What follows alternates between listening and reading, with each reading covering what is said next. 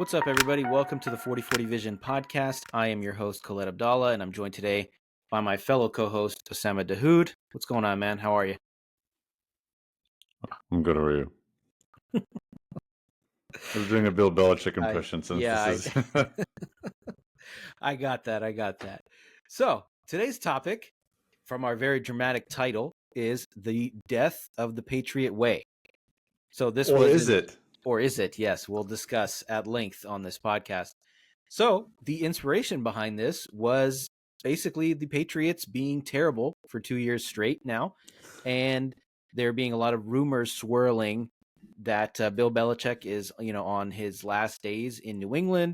There's also the Josh McDaniels debacle in Las Vegas, which called into question some of the fundamentals of the Patriot Way and all that other stuff.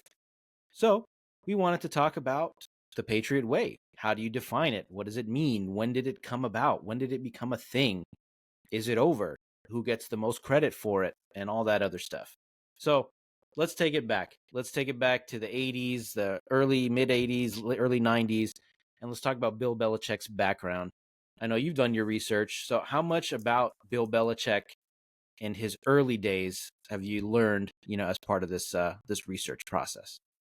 Yeah, so he's the son of football royalty a little bit. Steve Belichick was a coach for the Detroit Lions, I believe. And he was kind of revered in that way. So he grew up around football, watching film. So he wasn't a stranger to it. He actually interviewed for a job with Don Shula as his first job in football, and Don It's in Shula Miami. turned him down. Yeah, in Miami. Shula turned him down and said, "Look, kid, I know that you want to like watch film for the coaches, but I want my actual coaches doing that, not you." So it was like a rejection, but it was also a compliment at the same time. He was just a little too advanced to be in a junior position. So it wasn't until he started coaching with Bill Parcells when he started to break through a little bit. Yeah, and that was with the New York Giants, where they won a couple Super Bowls, and he became the architect for that defense. So I also learned that was an incredible defense with probably the greatest defensive player of all time, and Lawrence Taylor, LT. But anyway, as part of my Giants What If podcast that I did a couple weeks back, I learned that the Giants considered having him as the predecessor, or sorry, the heir to Bill Parcells, but the reason they didn't is because he was too weird, which I think which tracks, right? The owner of the time of the Giants was like, this guy is a little too weird. He cusses a little too much, doesn't have much of a personality. So we're going to pass him up and hire someone else. And of course, he ends up in Cleveland, where he does okay. I think they had one playoff win, one playoff season, but he's not much of a success there. And then he bounces around, does some assistant jobs, things like that. Anything else you want to add about his like early career before the Patriots, or at least because there's some funny stuff between him and the Jets that I think we can talk about as well. Yeah, I mean, in the beginning, he didn't like hit the ground running. It wasn't always Bill Belichick was amazing all the time. He got into it with Gary Jeter. He was on the Giants staff, who was ignoring Belichick one day, and he just cussed him out and said, "You guys were 6-10 last year because your special teams is shit," and gave him an earful. And everyone got quiet, and it was an acknowledgement that, okay, this guy's for real. He's not really screwing around. And from there, like, that kind of said something like, okay, we're going to have to listen to Bill. Bill understands this. But it wasn't until at the Giants in the beginning, they more so admired his dad than they did him.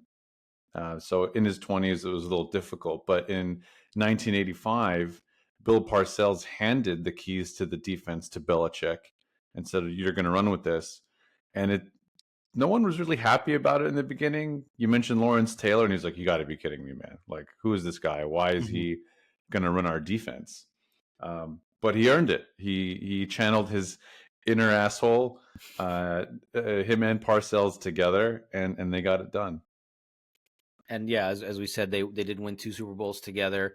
And they obviously had a great relationship because he followed him after the Browns job, which he was supposed to stay on as the Browns coach when they became the Ravens, but apparently the ownership, for whatever reason, maybe they wanted a coach with a little more personality, whatever. But they fired him before they moved to before they moved to Baltimore. He ends up in back in New York, but this time with the Jets with Bill Parcells again. They do okay if they don't have that same obviously Super Bowl success. And then he's actually supposed to take the Jets job when Bill Parcells moved on, and he actually took it. He was under contract. He agreed to it, and then in a really bizarre moment, which I can imagine how people would have reacted, like in the social media era, if this happened. Like a lot of people still talk about the Adam Gase press conference where he looks like zonked out of his mind. Nick Sirianni, I think he was crying at some point. He was just really awkward.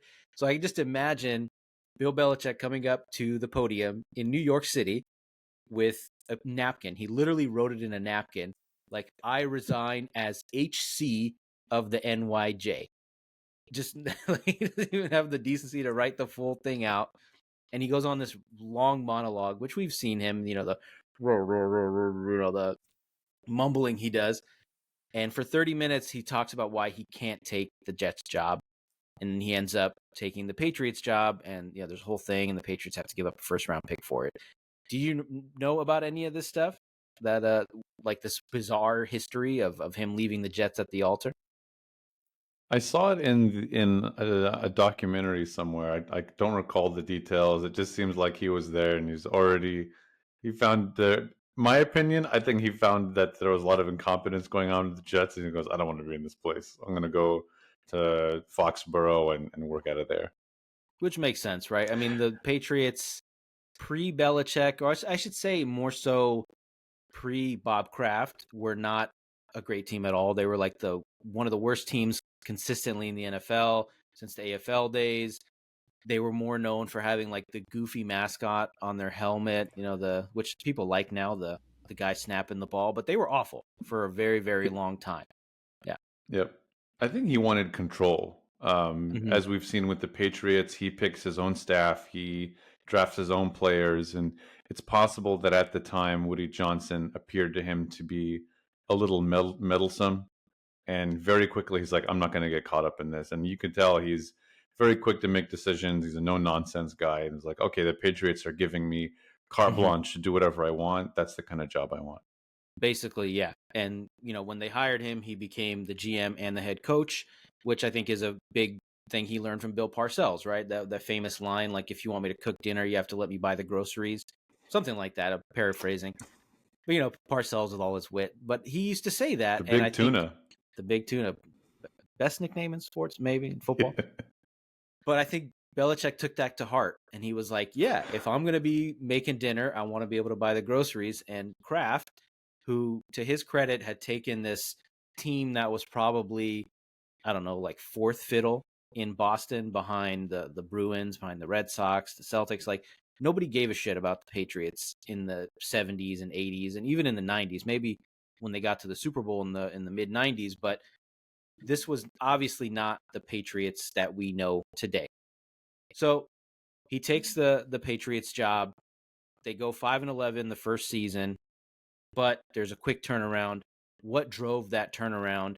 And actually, there's one thing I wanted to call out is you mentioned he was, his dad had coached in the NFL, but his dad coached at Navy, and that's where he grew up. And I think that military-ish background that came with probably working with his dad at Navy and all that. I think that really informed his approach to team building and team culture and all that when we get to how we define the Patriot way. But what drove that turnaround from 5-11 to winning the Super Bowl the next year? Well, they got more defensive personnel, and I believe they got Drew Bledsoe, right? So I think No, am I Bledsoe. Yeah, Bledsoe had been there since the early '90s. Oh, okay. I thought it was just the defense. Isn't that what drove it? They just added. They added. Jesus, you're putting me on the spot. I don't remember. How about that? That's fine. Yeah, I mean, it was the defense. They went from basically having, I think they were top 20 defense to having the number one defense in the NFL or top 5 defense. and they lucked into this guy named Tom Brady, who in his second year, I always thought, for whatever reason, I misremember that the year that he took over as a starter, I kept thinking it was his rookie year, but it's actually his second year. So Yep. he just happened to take over as a starter. They win the Super Bowl, Tuck rule. I'm 12 years old watching that. I'm crying as a Raiders fan. They beat, the greatest show on turf, who were about to win back to back, and just, a lot of things go in their favor. But the year after, they go 9-7, and people are like, all right, maybe it was a flash in the pan. Maybe this Belichick guy is, doesn't really know what he's doing. Maybe this Brady kid just kind of caught fire. But after that, from 2003 on, they just become this incredible dynasty and the Patriots as we know them. But for you, when did they go from, oh, it's the Patriots, whatever, to like, oh, it's the Patriots, like the mystique that came with that name? When did that start for you? 2007, it was like how could you not at that point? They went undefeated with the best wide receiver in the game, and you couldn't avoid it. They were unbelievable. They didn't lose any games except the very last one, and it was really hard to. There was the most exciting offense in football. I'm sure that record's been broken a bunch of times now as offenses have evolved, but there wasn't at the time a better offense in the history of the game. Yeah, I think it was a bit earlier than that for me. I think it was when they went back to back in like 03, 04. They beat the Panthers in 03 in the overtime game, and then they just destroy the Eagles. Well, didn't really destroy them, but they beat them the next year, the T.O., Donovan McNabb Eagles. And I already hated this team because of the Tuck rule and all that. So, watching that, and they're going, 14-2 every year, or 13-3, whatever it is. So I think that those early days, like maybe I'll say 4 or 5 years in, when they had already won a few Super Bowls, and it was just like, okay, like these guys are going to be a problem. Brady was still young, and you see the defensive brilliance of all these guys, at the Hall of Famers that they had at the time, Richard Seymour and Ty Law, and like talking about like the early days, Willie McGinnis, guys like that. But as far as the Patriot Way and calling it that specifically, for you, when do you think that became a thing? And we can talk about what it really means, but when did that become a thing for you? Well, we didn't really start hearing about it until at some point after looking into the success, right? Other teams want to know, how are the Patriots so much better than everybody at this? Everyone's looking at the same players and they're all trying to win, but the Patriots seem to be doing it a little bit better than everyone else. So the coin was termed at some point in the early 2010s, probably commingled at some point around Spygate and Deflategate, probably like added awareness to whatever the Patriot Way is supposed to be. And I mean, we'll get into what actually makes the Patriot Way. I think it became a thing as well. Tom Brady is taking less money to stay with the Patriots, and so they can keep building and keep the defense strong, because that was kind of the crux of what made them relevant in an easy division. The defense was very dominant. So I think that's when the Patriot Way became a thing. Yeah, I'd say it's like kind of late stages of the dynasty when the term became, part of the pop culture or whatever, the sports talk. So how do you define it? What is it when you hear the Patriot Way? What does that mean to you? Yeah, it's funny. Seth Wickersham wrote a book called It's Better to Be Feared. And according to his report, they don't really use that in Foxborough. Like, they don't call it the Patriot Way. It's not like in Mm-hmm. the Constitution of the Patriots to call it the Patriot Way. But it's like this emotionless strive to win is the best way to define it. Like, it's you only blame yourself when you look in the mirror, and you're emotionless trying to pursue victory. It's team first. There's ego you leave your ego at the front door. It's a combination of those things. Um, Wickersham said that they were studying it in schools. That sounds a little overstated to me. Um, but like, the players would talk about how their game plans would be presented to them like in the middle of the week on, say, Tuesday or Wednesday. Um, And then when they'd get the game plan installed, it would undergo a bunch of revisions and adjustments all the way down to kickoff. So it's like a theory that was very malleable that carried through their dynasty. Yeah, I think you hit the nail on that. I mean, I think that the ego part, leaving your ego, your personality at the door. I mean, which sounds like a negative, but yeah, leaving your personality at the door.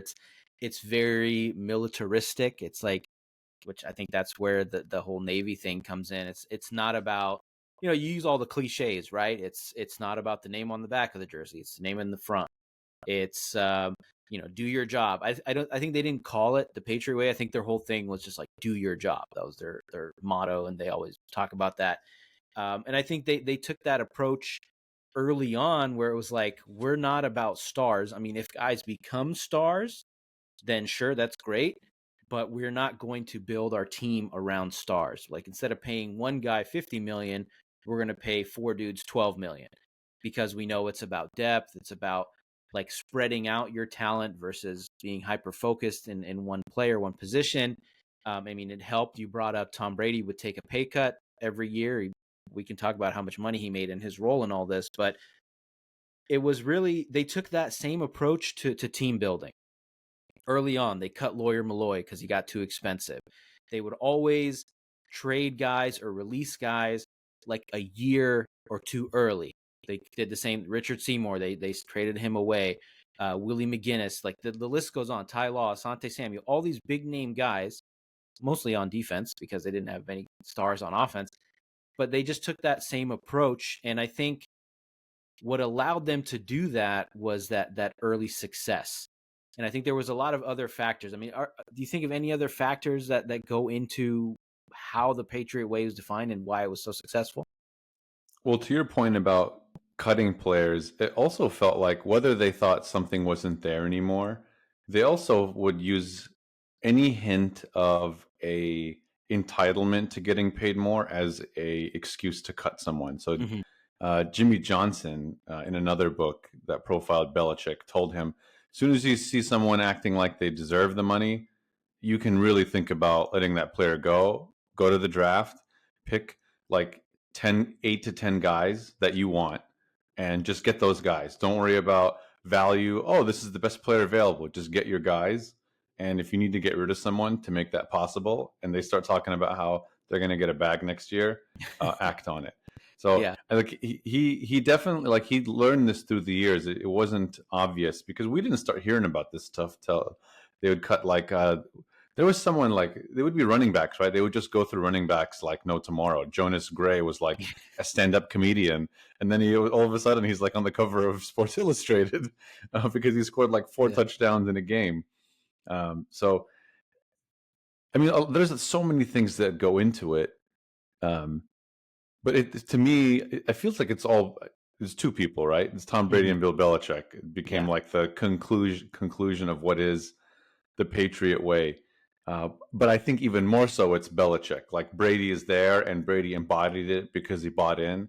But fundamentally, it's Belichick and no one else. Yeah. I might push back a little bit on that later, but I think Sure. to that point where you talked about the draft, that was the other thing, right? Is they're notorious for always trading back. They'll have a pick they would always pick in, late 20s or 32nd, basically. But they would always trade back. They were just loading up, taking more and more picks on, being able to spread that talent out, getting more and more chances of finding these diamonds in the rough. They were incredible at finding defensive talent late in the draft, undrafted.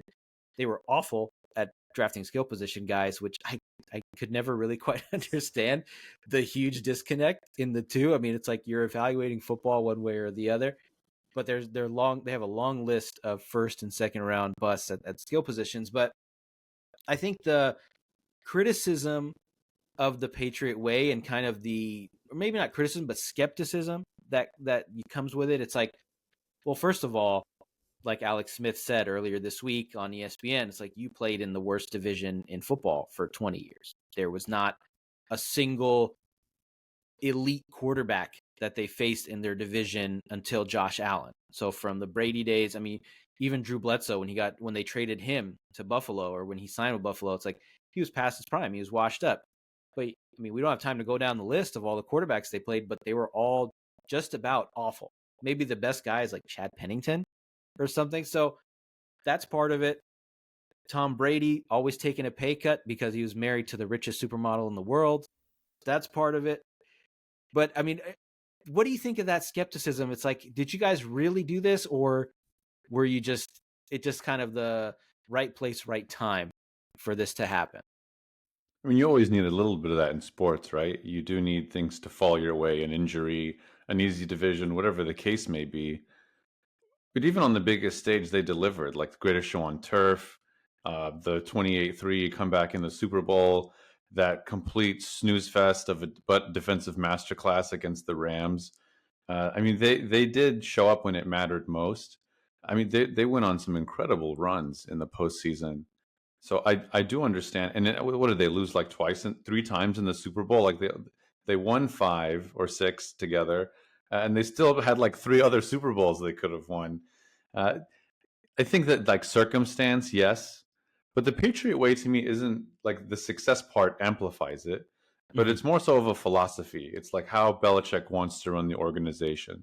So, for example, it's not just, yes, it's like everyone's sitting in their lockers and they're slumped over, like, damn, we just lost this game, but they're only looking at themselves. No one's taking accountability for anyone else but themselves. Mm-hmm. When they lost to the Giants in the Super Bowl, Belichick walks into the locker room, and there was guys quoted as saying, like, he felt like a father figure to me after he gave this speech. Gave like a 45-second speech and just said, "Look, it's all on me. I'm sorry. We didn't prepare you well enough. Mm. The coaching staff, we failed you." Like, that's selfless from a leader to even say that. And knowing, not knowing, I don't know Bill, but like seeing him profiled through the years, you actually genuinely believe that. Like, he wasn't just in the business of collecting talent. He's like, if a scout, say he has a scout, right? Like, him and his scouting team could go pick a highly functional player, and put together a highly functional team. But he didn't like the groupthink. He didn't like lazy, insecure scouts who spoke to other scouts. He'd go cut someone like that right away. Mm-hmm. So it's he's the CEO, and every GM and coach is considered like a CEO. I just think that the way he runs it, whether it failed or not, Yeah. it's just implementing your idea. Mm-hmm. Yeah, I think it's like a cyclical relationship where the philosophy informs the success, and then the success kind of backs up the philosophy, and you go round and round and round, and it basically all works out. And I think one of the main things is like their attention to detail.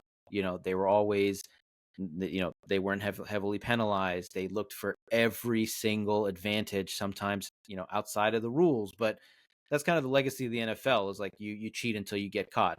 Al Davis, it was always, if you're not cheating, you're not trying. And they would push the boundaries of what was acceptable, what was legal, or whatever. But they would also, like, there was one thing I always remember is Bill Belichick always wanted left-footed punters. Why? Because the flight of the ball or the spin of the ball is different than a right-footed punter. So when the opposing team is trying to field that punt, it's weird to them. And it's like, just to be able to, I mean, it's such a small thing, it's such a small detail, but obviously, like, it's game of inches, all these cliches or whatever. But like, that stuff matters.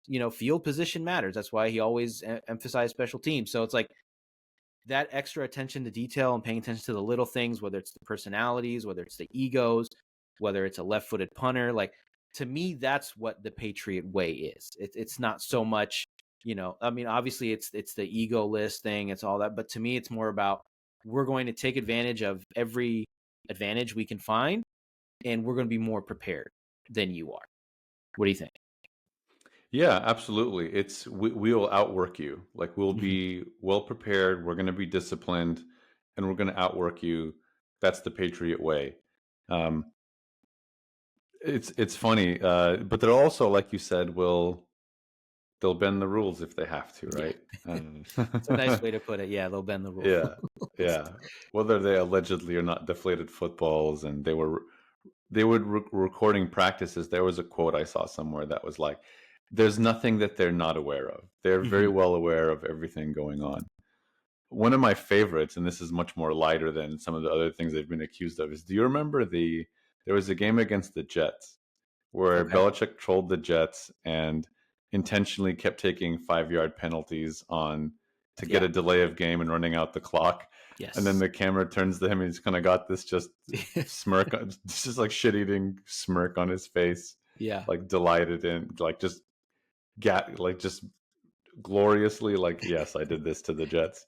So the in Tom Brady's last game, Mike Vrabel did this to Yep. them too, I was and he just was about to say that. furious. He was so pissed. He was so pissed.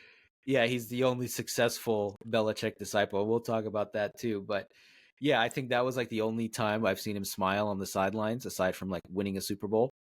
Uh, but let's talk about Tom Brady, because I think there's been a lot of conversation recently in who was responsible and who wasn't. And I think it's relevant because I think that conversation always comes up when it comes to, a dynasty or a coach and a great player that are tied together. Like for the Warriors, is it the culture of Steve Kerr? Is it the culture of Steph Curry? For the Spurs, is it the culture of Tim Duncan? Or is it the culture of Greg Popovich?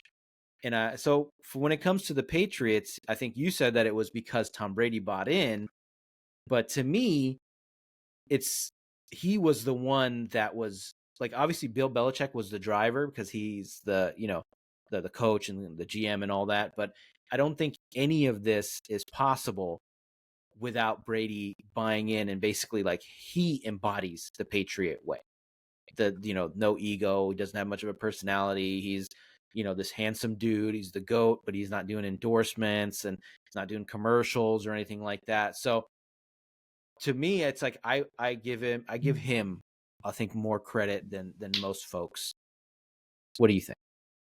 I think that's fair. Tom Brady delivered at the end of the day. Belichick wasn't throwing footballs out there. It was Tom Mhm. Brady.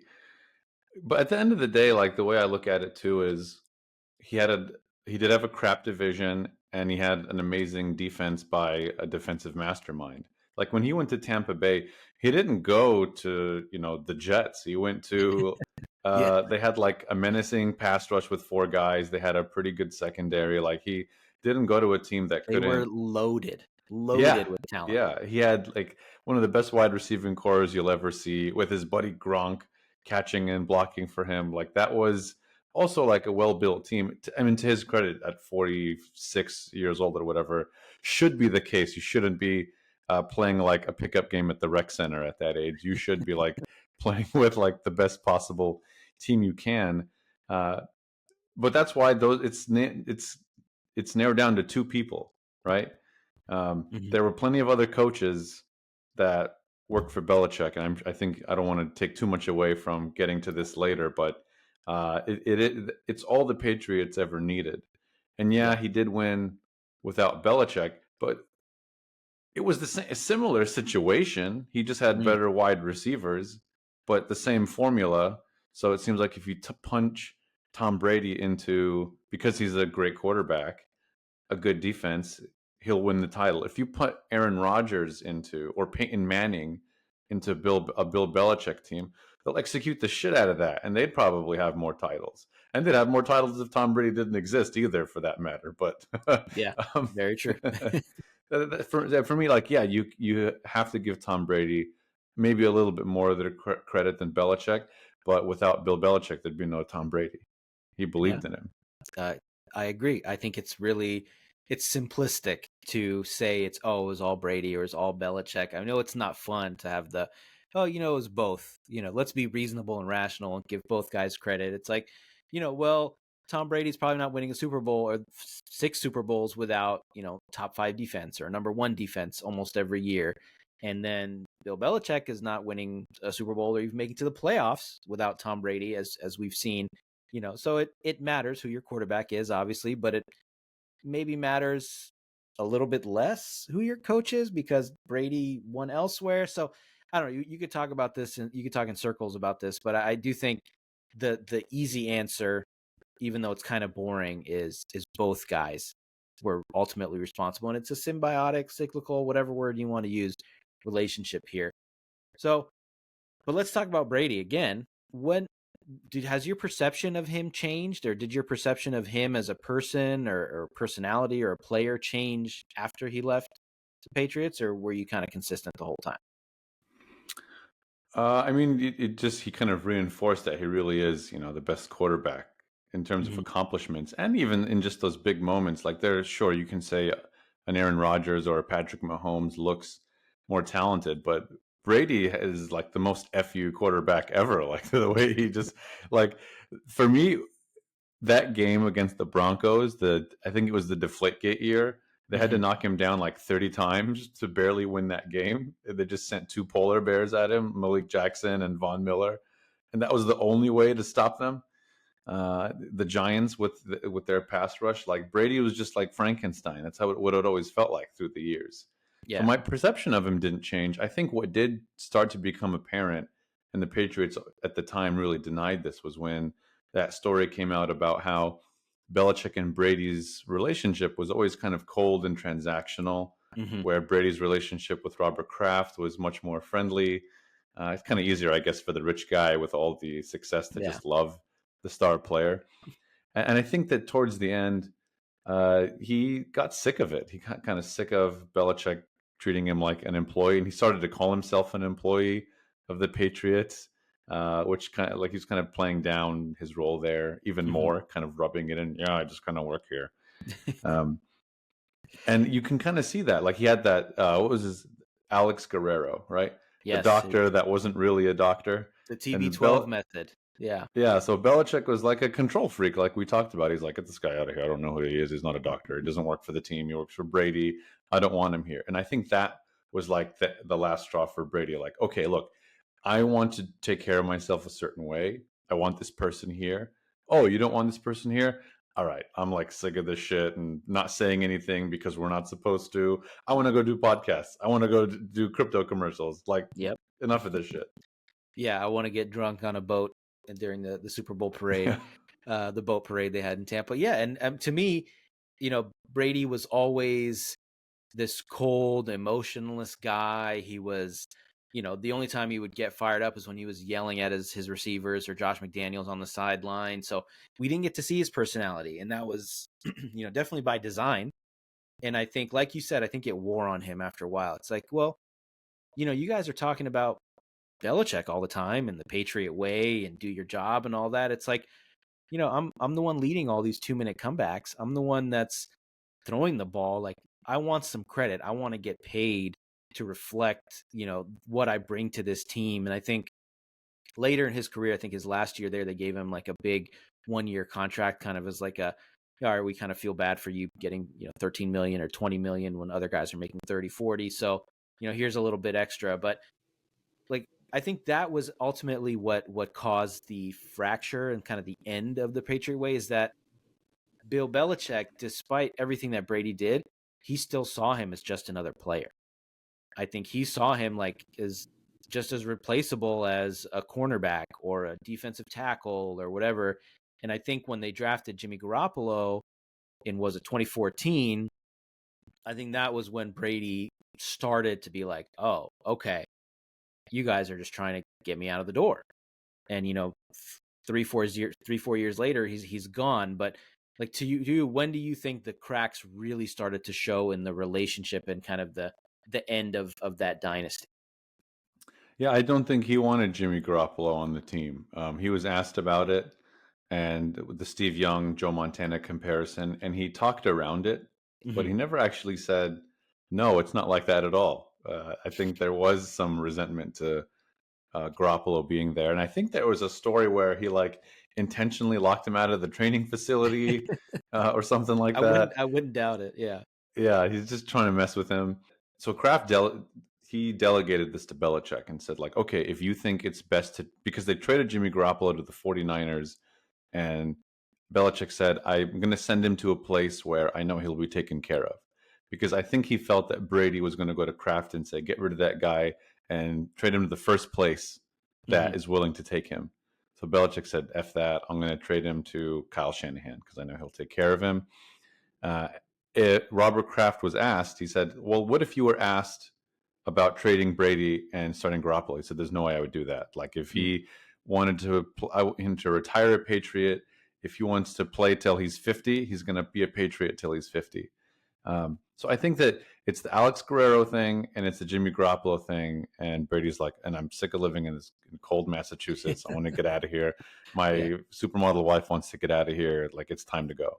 Yeah, she's got a lot of bikinis she wants to wear down in Florida. I mean, and to be fair to Belichick, they drafted Garoppolo when Brady was 37.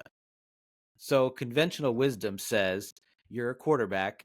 You've been playing. This is your 13th year. You're going to go downhill at some point. There's no way you're going to continue to stay at this level at 37 years old. You know, even if you're still good for another year or two, that's the Patriot way, right? Is we're going to get rid of you a year or two early versus a year or two late. And I think everything that Brady wanted at the end was kind of the antithesis of that Patriot way. It's, you know, like you said with Kraft, he's like, oh, well, he can stay here as long as he wants. It's like, well, you know, then in that point, you're putting the player before the team. So again, just goes against the whole philosophy and all that. So why isn't the Patriot way working anymore? What happened? What's gone wrong? I mean, other than the obvious answer, what's gone wrong in New England that's changed the perception of the success that they've had there and everything like that? Winning football games. Yeah. I was going to say Mac Jones. Yeah. I mean, Mac Jones is on top of that. Like they tried. They got Cam Newton, and he was already broken at that time. He couldn't throw a football. They tried Mac Jones. They had a couple of scraps. It's really hard when you don't have a quarterback. Like their defense was still really good the last couple of years. They drafted Christian Rodriguez this year, who got hurt. They have J.C. Jackson. They have Matthew Judon. Like they have some still same menacing like Belichick defense, but it's really hard to get a good Mm-hmm. quarterback. I will say he went for, when he did have the chance to spend, he didn't exactly go spending on really good players. Like he was early in the free agent window, Yeah. and he goes and like a teenager with a credit card, he goes and gets Kendrick Bourne and Hunter Henry, and there's another other tight end from the Jonnu Titans. Smith, Jonnu Smith. Yeah, it was just like a weird spending spree of players Nelson no one wanted. Aguilar. Yeah, just no one wanted any of these guys, but they were probably valuable, and he filled up his roster right away. Mm-hmm. Um, so I obviously, like offensively, that's an issue. But ultimately, it's the quarterback. Like I still see the same Belichick defense. You Yeah. need, at the end of the day, a quarterback's the most important position. It's hard to get it right. There's only a few good quarterbacks in the league anyway that will really get you there. So I think they're missing that guy. Yeah, yeah. I mean, that's the obvious answer. I think that's the main thing is they don't have Tom Brady. They don't have even a like replacement level quarterback to that can kind of keep things moving. The other thing is, I mean, the brain drain, right? Like they kept losing coordinators. They were not. He was hiring his sons as like defensive assistants. Matt Patricia, Joe Judge. So like all these guys that shouldn't be coordinators are basically running this team alongside him. I think he's also just getting old, and I think it's normal, right? He's in his 70s. He's not obviously not going to have the same fire and drive to like come to work every day at 4 o'clock in the morning, like Sean McVay or some of these like younger dudes that are crazy workaholics. It's just so the easy explanation is, oh yeah, it was never Belichick, it was always Brady, and that's kind of the hot take on Twitter. But it's like there's a lot more to it than that, and I think all these factors combined. But the primary one, of course, is the quarterback.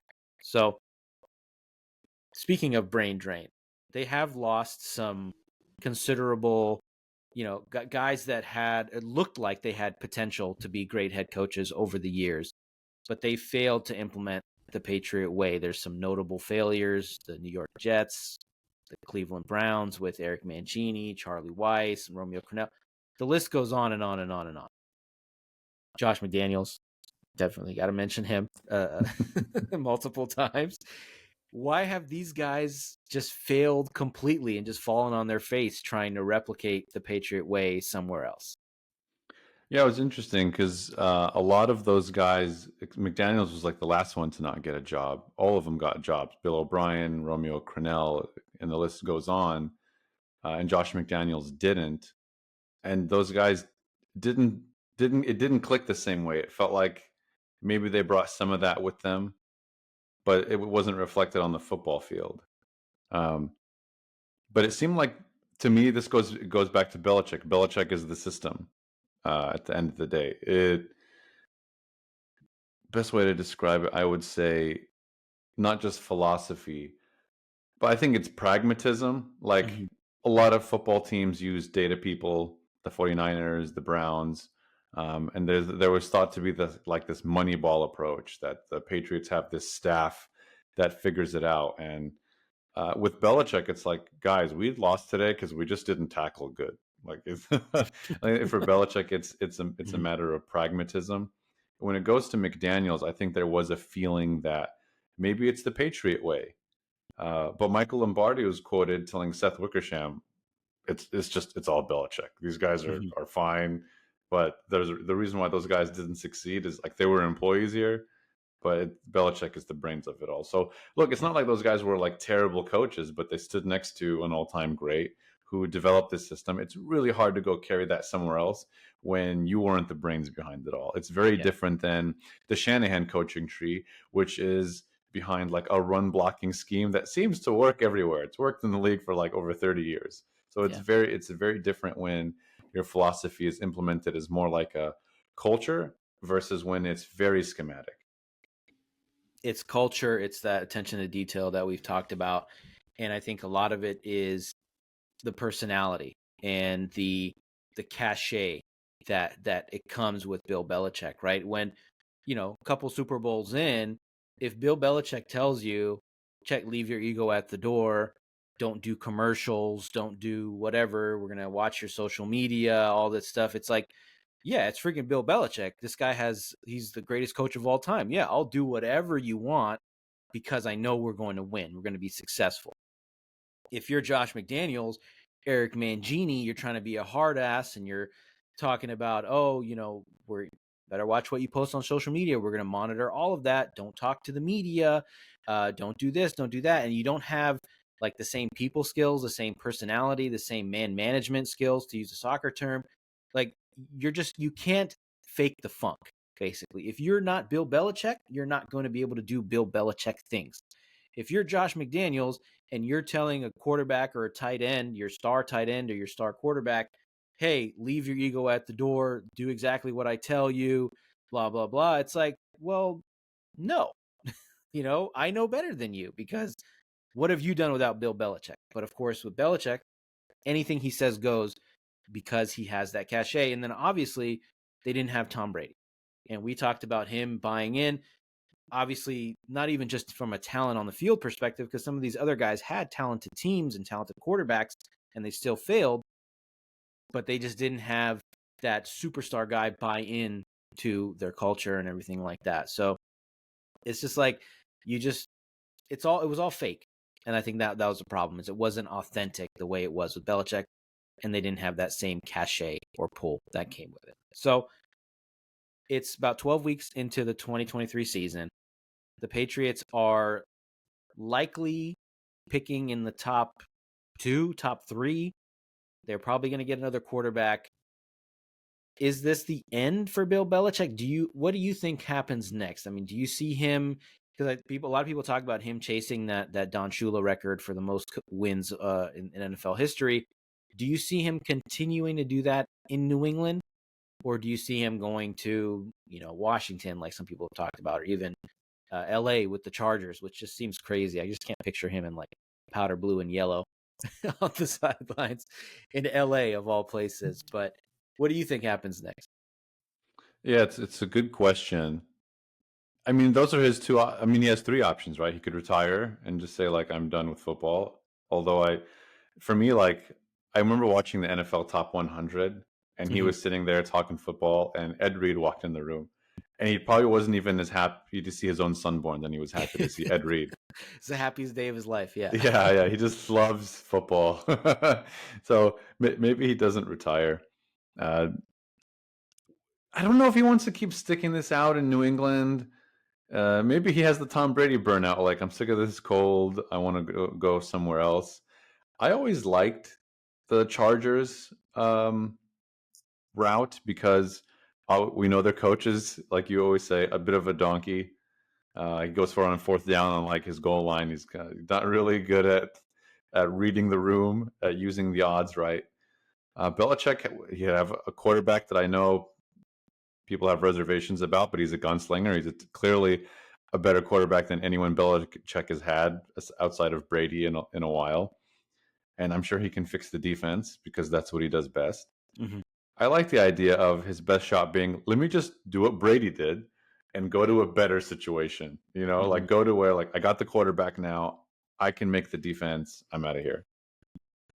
What if they do end up, picking number 1 or number 2 or whatever, and they draft Caleb Williams or Drake May, one of these top 2 quarterbacks.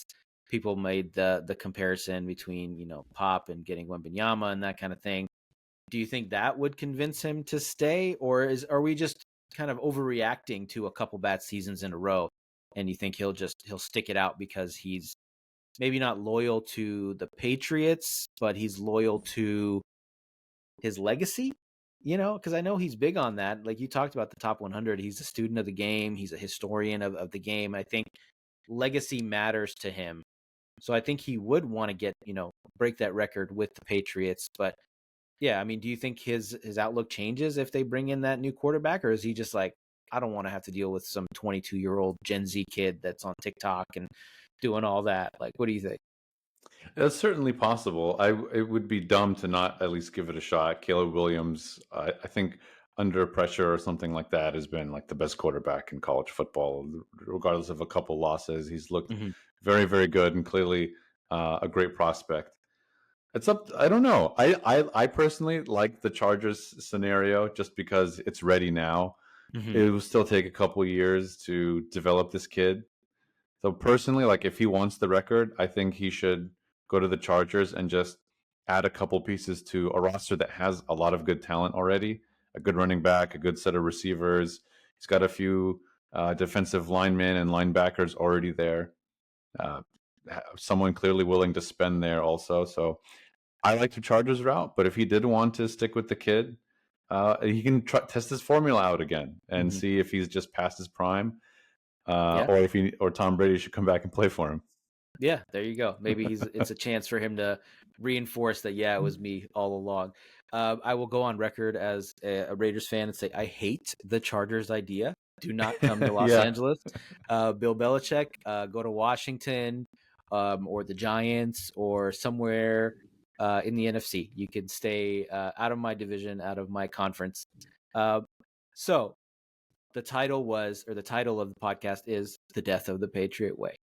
So, is the Patriot Way dead? Yes or no? You can expand on that, of course. Well, Bill Belichick's still alive, so there's just no way it could be dead.